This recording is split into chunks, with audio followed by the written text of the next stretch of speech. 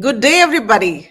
Welcome to CX Excellence Chats with Anjali, the podcast that's all about transforming your business through the power of customer experience. I'm your host, a customer strategy consultant with a passion for innovation and transforming business outcomes using a customer first approach. As is the practice, we have a guest today and a very interesting one. Actually, he's been a friend and a colleague of many years. And recently, he took on the role of a CXX.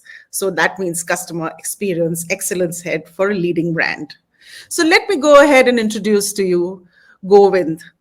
His full name is GovindaRaj Avasarala. He's Head of Customer Experience Excellence at Vodafone Idea. Welcome, Govind. After a few early years in technology and consulting, he joined Vodafone then, which is Vodafone Idea now.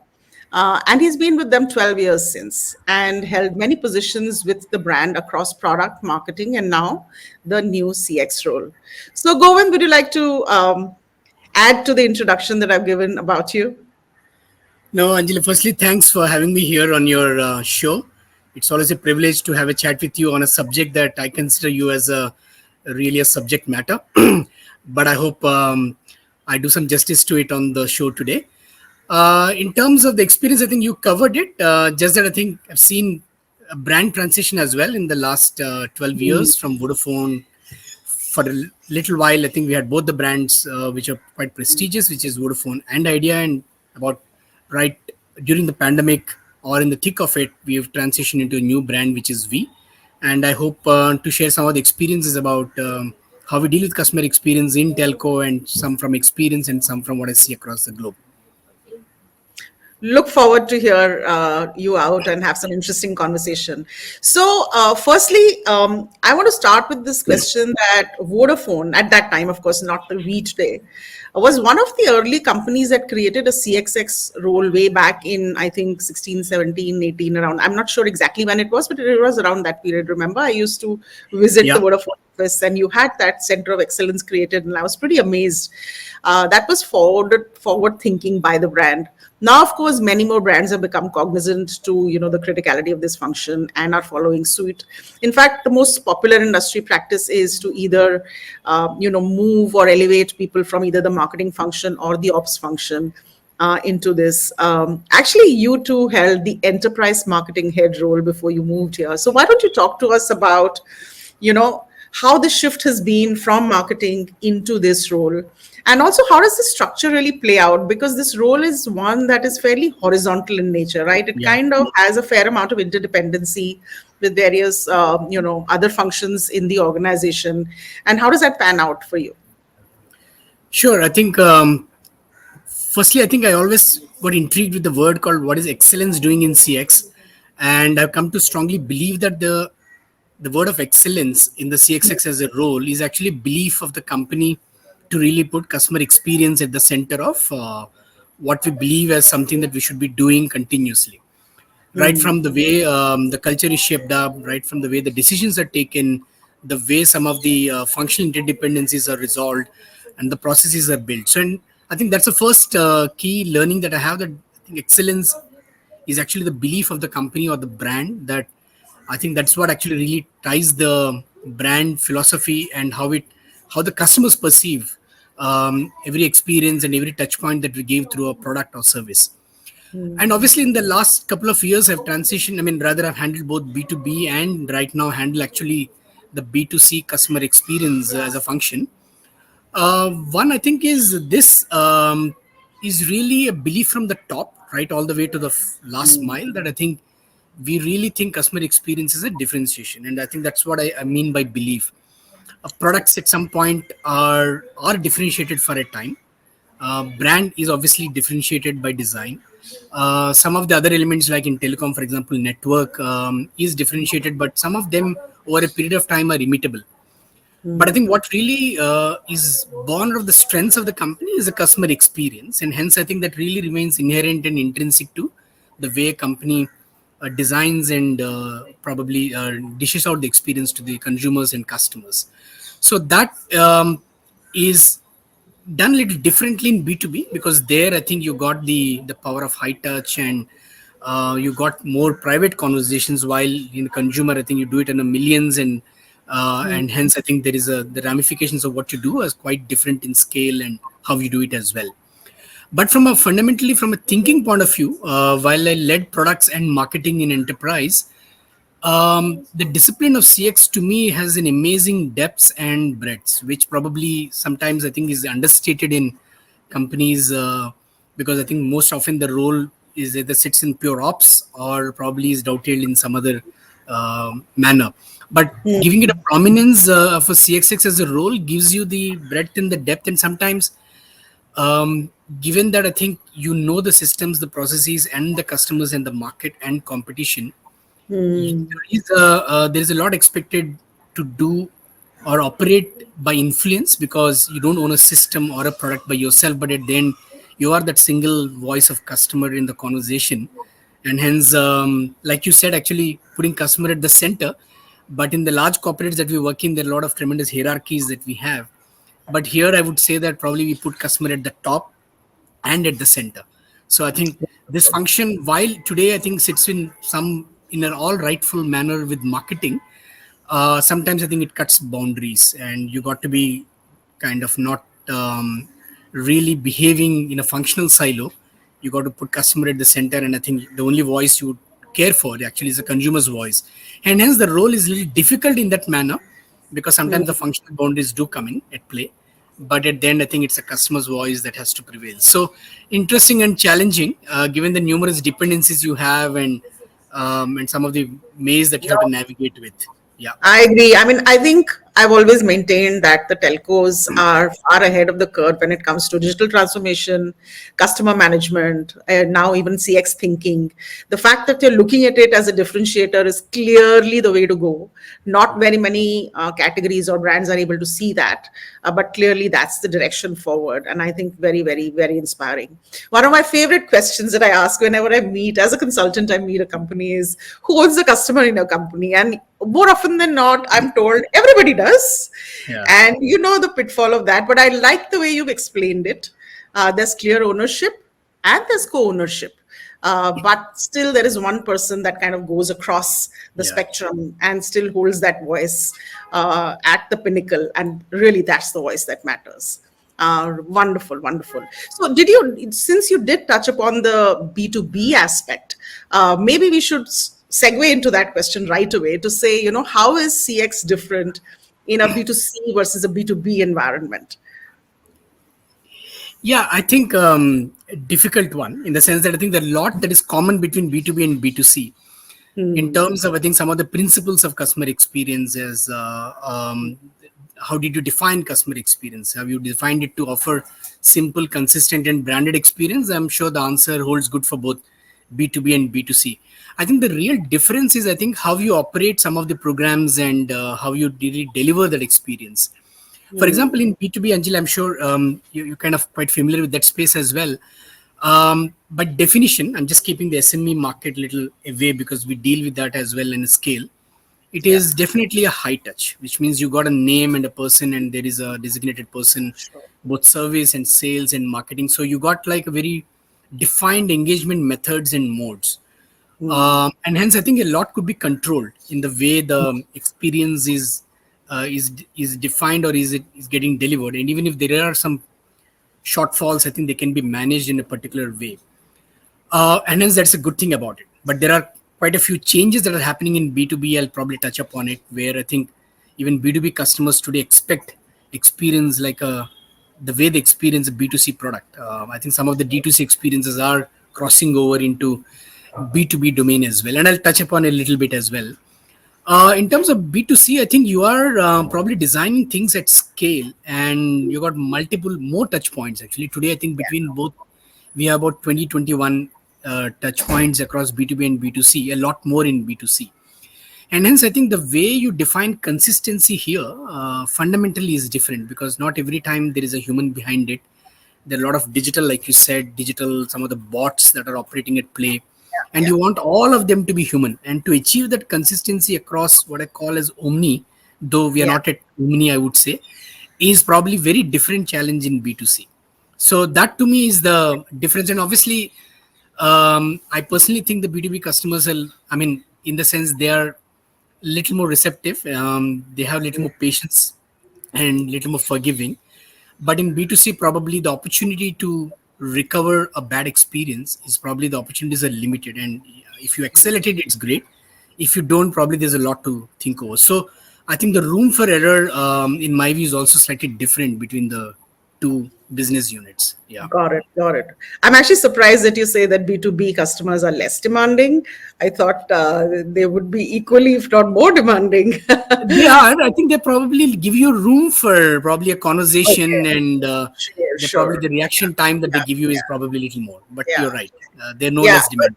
You're right that in the B2C environment, when there is a customer who's distraught, he'd probably not even speak to you or complain. Yeah. I think it's too much of a bother. He just simply walk away, which is what we call quiet churn. And I Yeah. think that's something that organizations have to be wary of.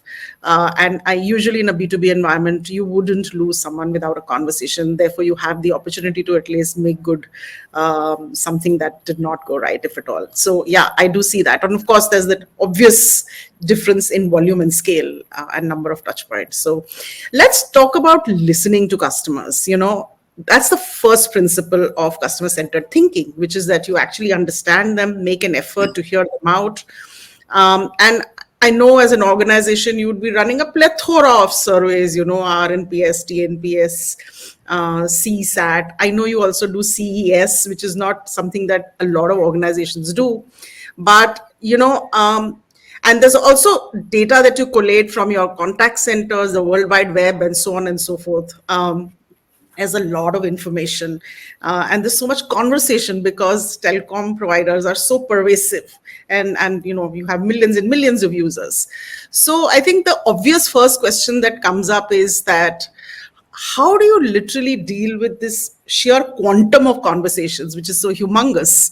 And how do you really manage to assimilate all of that into key insights efficiently? Of course, there are tools these days, listening tools Yeah. and AI tools, etc. I'm sure you've deployed some of them. But yet, at the end of the day, it's still a lot of conversation to deal with. Yeah. Yeah, it's a broad topic. You're right.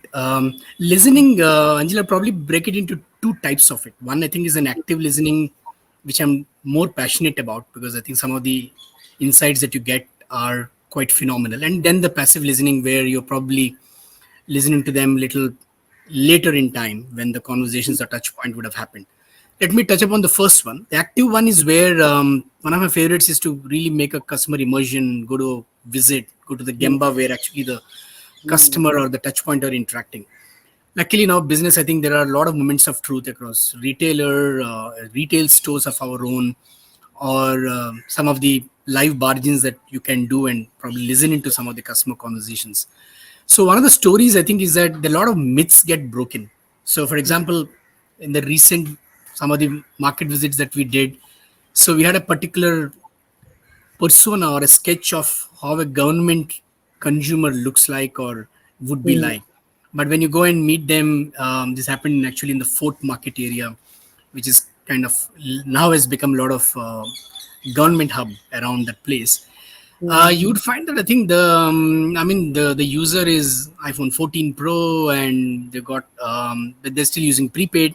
So you would wonder iPhone Yeah. HNI postpaid in your mind when you draw an iPhone persona, but when you go and meet, really, I think it's phenomenal. I think how much the market and the active listening teaches you. Second, I think is some of the key learnings is, I mean, we go and observe how our own employees actually handle some of the customer concerns, etc. And I was quite surprised that I think here is a customer who walked in just to pay a bill, and we were wondering, we've got all the app ecosystem, you got third party ecosystems to make a payment. Why would one just walk to just make a bill? And the reason I think it turns out is that I think there's a bond that got built between the agent and probably the customer, and they actually want to have once in a month a cup of tea. So, and hence I think how much ever digital you put in, some of these human interactions probably can't be done away with. So on Yeah. one hand, I think you get insights and some of the learnings which are probably very different from what you think you design.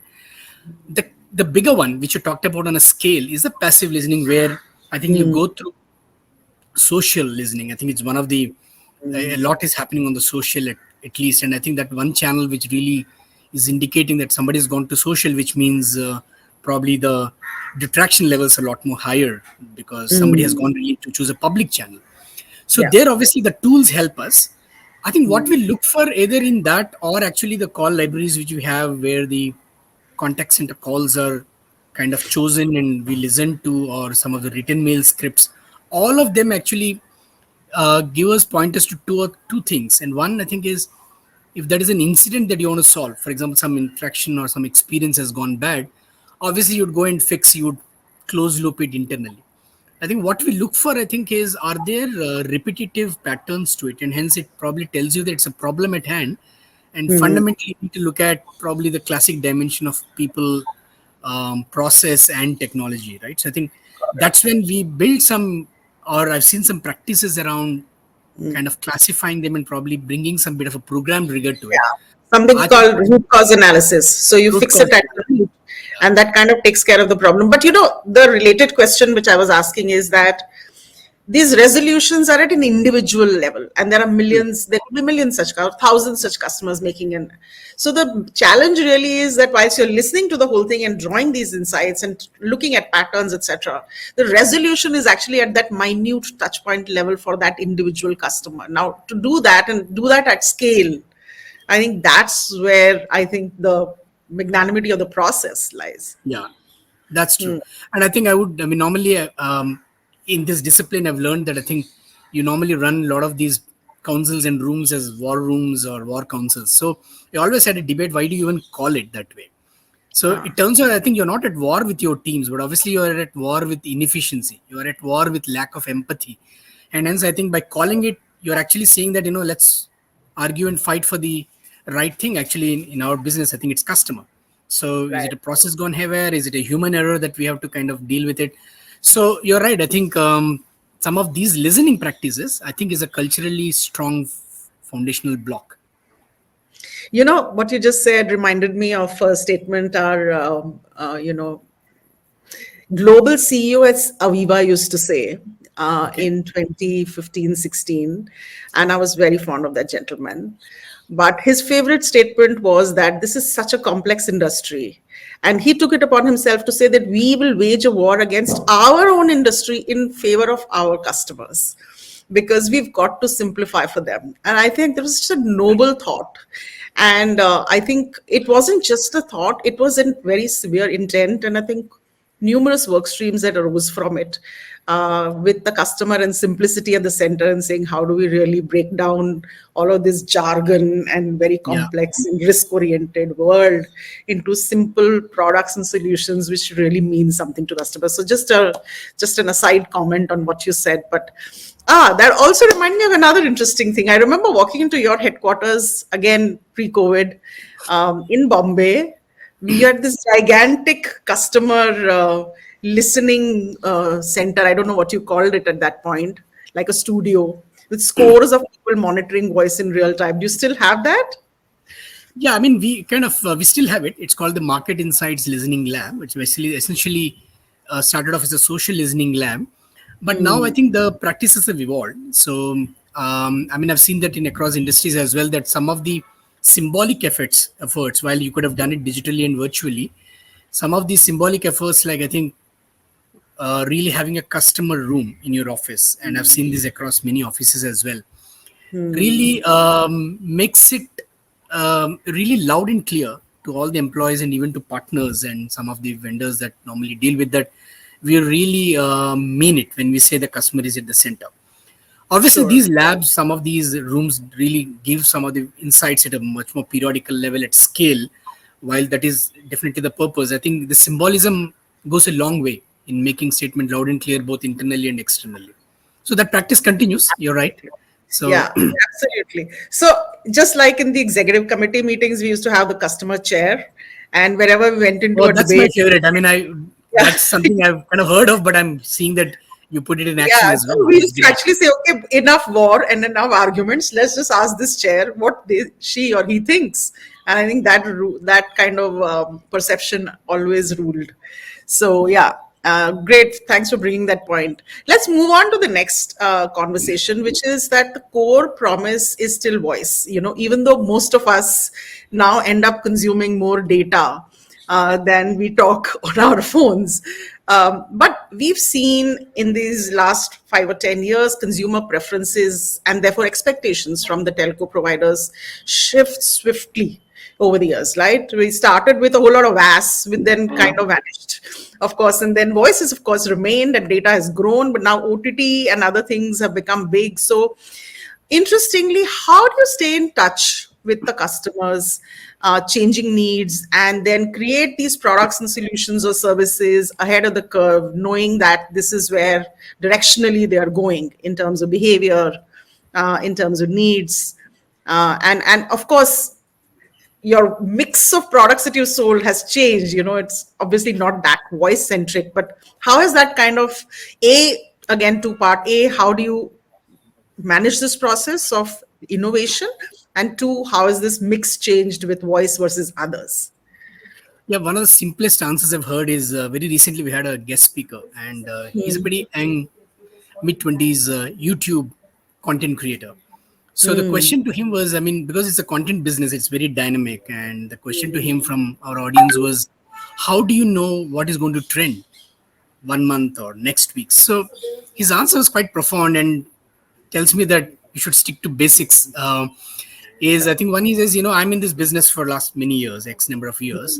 Second, I keep tabs on what kind of other content is getting liked or disliked, and I also check where my audience is going to, and then there is an instinct that you built over time and experience that I think this is going to be what's going to be mm, trending. For mm, example, in the space of video content, the first 15 seconds, whatever matters more than the mm, duration of content from long to short or the reels, etc. So some of these trends, these mm, content creators are amazing to spot. So mm, again, that made me reflect, saying, okay, in our business, obviously we are now talking about big industries and businesses. How do we really spot and do we really lead the curve? So I would mm, actually probably say, as a telco somewhere, I think you'd see that as a narrative across the globe, that we let some of the narrative slip. I think we let the OTT come in right on it, but did we lead the curve? Probably a question to be answered really in a serious note. But what do we do at a basic sort of fundamental level? One, I think, is we know what is our core, and hence I think we've defined that here is a right to play and right to win. But obviously, in our research and in our in some of the other practices, for example, in B2B, we had a practice of advisory board where some of the marquee customers actually tell us that here is where I think we would like to see telco like you help us with, and that's a different insight in B2B. While in a B2C, obviously you do your own market research, or you listen to some of the practices the competition does either in this market or across, and we identified certain adjacencies that we think would go with what we do as a core, and our core would still remain, let's say, 4G 5G for a while, and some of the sure. telecom products. So that probably what is inspired, or it's inspiring some of the telcos, even like us, as a journey from being a telco to a techco. It's a long Mm, journey. It's a difficult journey, and which means fundamentally you are getting into spaces, not just delivering a product, but also sticking your neck out and saying, "I'll take a stake in the outcomes as well," which is not sure. probably in the traditional DNA. And hence, that journey is one. Obviously, there are a lot of insights, customers, customers who are advising you. At the same time, you are actually saying which are the needs that you think are very adjacent to what I do. For example, like you said, OTT is quite adjacent to what we do. In consumer, I think there is travel, there is security that the telcos like us have gotten into, and lot more that these the telcos like us will get into. Similarly, in the enterprise, there is cloud as an adjacent service. Yeah, yeah, Some of it is by virtue of partnerships. Some of the apps, some of the startup ecosystem that the telcos like us have started tapping into to build a portfolio. Not necessarily everything has to be bundled. Some of it, like you said, value-added services could still be an offering. At the Right. end, I think you're trying to write on the relationship that you have built Yeah. over decades of time, and trying to see meet a need through some of these new products and adjacencies, some of the unmet needs. So that's how I think is an evolution. I would say that globally telcos are still in the journey to become a techco, little long journey ahead. I like that statement. Telco to techco. Right, I'm going to stick with that. Okay, let's talk about customer service. Again, here consumers have changed so much. From a transition standpoint, we've seen people wanting to call and speak to an agent, to conversations moving to bots, and now again moving back to saying no, you want to speak to a human and not a robot at the other end. From IVRs being long to short to long to short, many times saying, really, what is it that's constitutes good service, to also saying, hey, now we don't even need that, just simply download the application and self-serve yourself digitally. And I know a lot of consumers have actually moved to doing that. So again, we've seen that. What have we learned in terms of consumer preferences, about being served in the fastest, most convenient fashion, and how much is your belief of digital versus human, and where does it balance out? Yeah, I think it's probably could be a long point to discuss, but I'll try and see if I can hit the key points. One, I think, has slightly different take, and I've seen some of the conversations in, especially in the B2B role that I was in, where some of the large banks are trying to make the shift of probably not wanting to see really customers at the banks. There's a cost to serve, and there is a Sure. obviously consistency of delivering, and trying to en masse move or make the customers really adopt digital. I think it's a right thing to do. There's nothing wrong about it. At the same time, I'm also seeing that a lot of the D2C companies that we've seen in the recent era, like last 2 3 years, born digital, 100%, you could say online, but now you would see majority of them actually running business offline. 70% of the Yeah. business in some cases is Yeah. offline, traditional retail and distribution. So fundamentally, I think these 2 points really tell me that I think the journey is probably somewhere in the middle, that you probably have still a hybrid or an omni to say, both from a sales and a service point of view.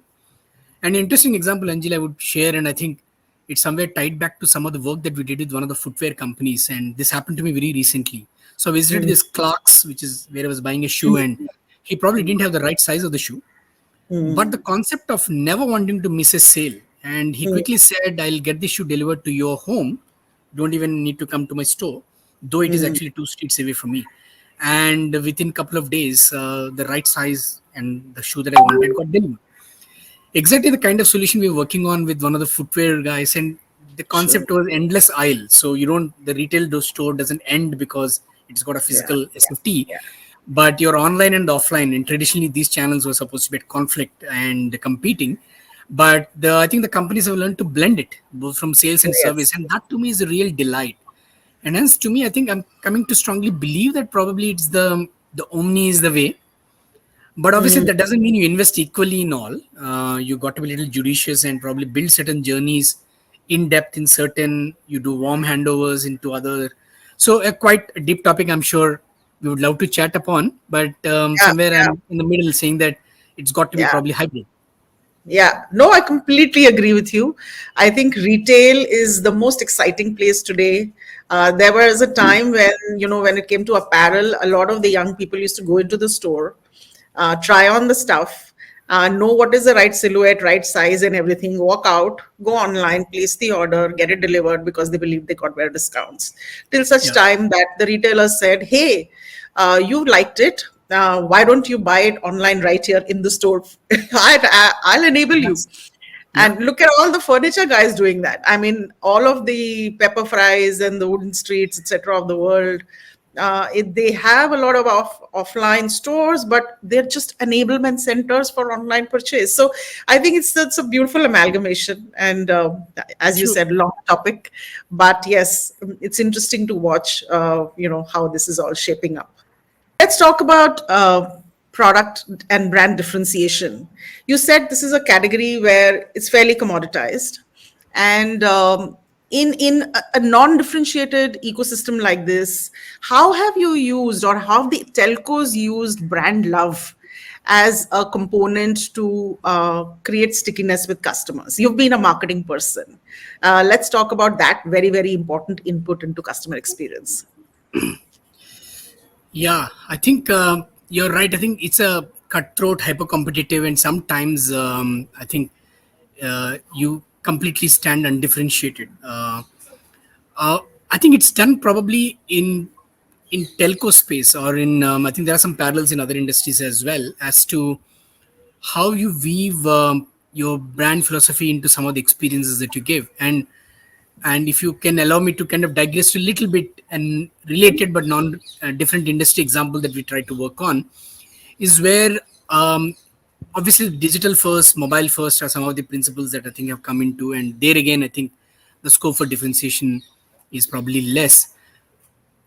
But when we really want to build or deliver an experience which we think is what we really aspire, and the brand should stand out consistently across, a lot of what we do in the operations and culturally probably comes to the fore. For example, Mm, when we said, okay, no questions asked, could be a simple keep the experience simple. So how do you really deliver it? I think I've still seen some of the challenges in retail stores where the front line probably is little suffocated with lack of empowerment, can't really take a decision, but here is a customer who is irritated. So, and a lot of the times I think you design thinking, okay, the exceptions become the norm, and hence there is a room to probably not do it right, and hence let's keep more governance and rigor or review. But I think the whole brand promise probably is underserved, and hence I think the empowerment that comes along with the belief that I think I got to deliver a simple principle called no questions asked. And I think this I've seen food delivery apps. I'm sure you got enough number of examples where I mean I relate or narrate a bad experience and no questions asked, it's credited back. And Anjali, for a long while before I really understood this domain, I believed some of the research that it takes 12 experiences to turn a negative experience to positive. And I think, no, it's not that difficult. I think it takes one next experience, if you can turn the tide from a bad experience to, if not positive, neutralize the sentiment. I think you've delivered what you think is a brand you want to stand for. The same example, right? I think the food delivery app probably created back, and I think you're thinking less of the bad experience of quality of food or whatever the packaging, etc. But you think, okay, I think probably the noise is drowned. And I think right. I've seen that in our own industry, in some in recent example of some of the customer escalations that have handled, where 4 to 5 issues actually quite coincidentally to the same customer in the same touch point. And and there are different products, different experiences. Some are a mix of human error, some are actually customers different understanding, etc. And all of this put together, I think the putting an empathy at the front and saying that I think customer is right here, and I think we could have been it wrong. Firstly, apologizing and acknowledging it. Second, and I think here is where the physical element of human interaction came in, and we went to the doorstep and said, here are the things that are to be clarified, here are the things that are our mistake. That, I mean, that actually brought the trust back for the customer. And I think this is where while we hear a lot of noise around negative experiences, sometimes I think we tend to CXX as a team, we tend to orient more on fixing the wrongs. A lot to Right. learn from the positive as well. That I think it takes that one moment to shift the sentiment. I think that, Absolutely. and I think this is like you said in a scale business. I'm sure in insurance you've experienced it as well. Every moment, and you're as good as your last interaction. So Absolutely. hence, it's little tough to achieve at scale and consistency day in and day out. So no easy answers, but I think that's a significant learning from wearing a pure marketing brand head, saying like I've done this great campaign and I think it's going to give me dividends, and CXX saying okay, now deliver this every moment of truth. So Completely. No amount of conversation or communication can overrule hard actions. yeah, And I think what consumers experience in actions overrules everything else. I'm doing some interesting work with some F&B retail brands, and nice. we are seeing exactly that. And I think they have this amazing principle of when something goes wrong, do something that is twice as good and do it instantly. Don't Yeah, wait. for that to linger, so that you immediately rub off that bad memory, and what is left with is only the fact that, hey, they made up for it so beautifully. I think that's what you Nice. carry back. So that's something nice to take away. It resonated with what you just said. So we can't talk about customers and not talk about data. So I think we must touch upon the fact that Vodafone has created this huge center of excellence around a huge amount of data that you mine, and you have, of course, a large team of data scientists and gigabytes of data that you're sort of amalgamating and drawing learnings from, etc.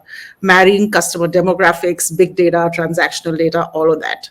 Would you like to share some use cases for us? Maybe a couple of telco, but Yeah. maybe later on we'll also talk about a couple of non-telco examples of something that we did together in a totally Yeah. different avatar, but maybe we'll get to it later. Let's talk about a few interesting examples of how you've used that to build, enhance the experience.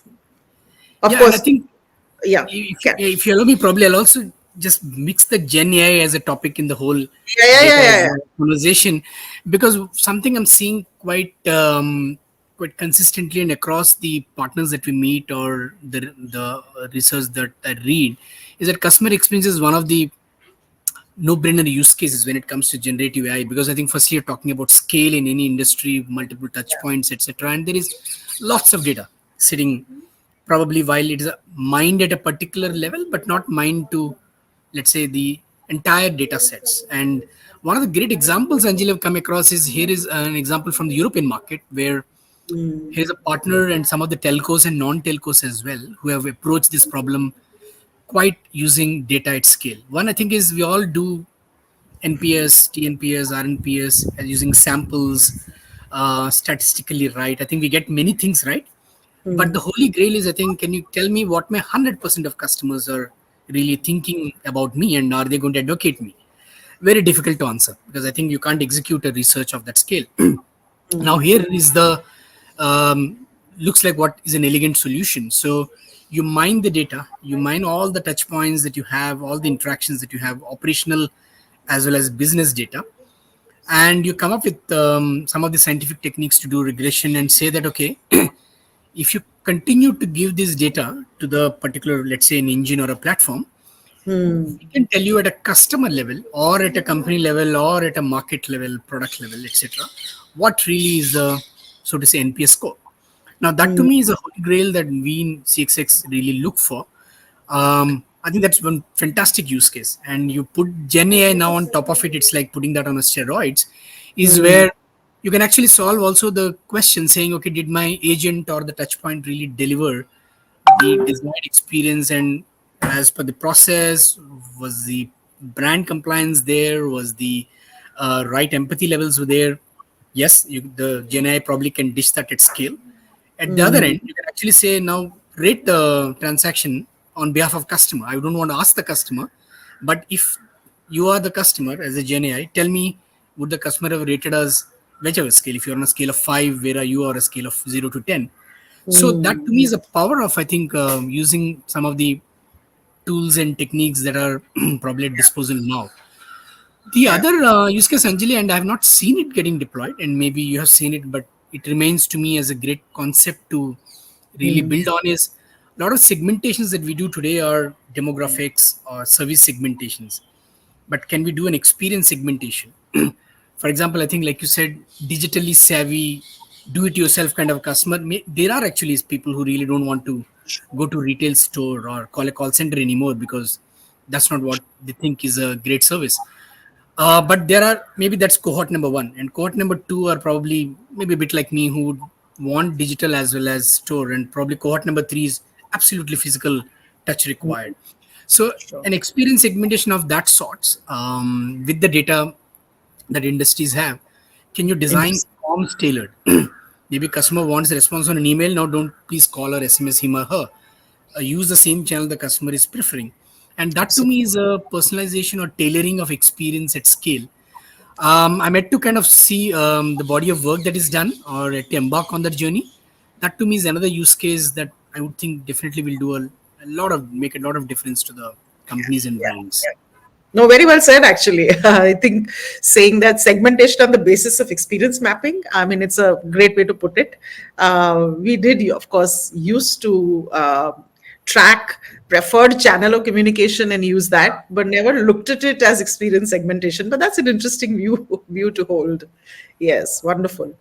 Let's talk about the few years back when we had worked together on this project. As we were corporate partners to look at some of our customers and marry their very it was actually a very inspiring vision about a very advanced use of data at that point for two brands coming together to collaborate for the customer and try and answer needs which were beyond telco and insurance. Yeah. And I think we tried to answer that in very unique ways using insights and data that was available because of the fact that telcos do carry a huge amount of information about customers.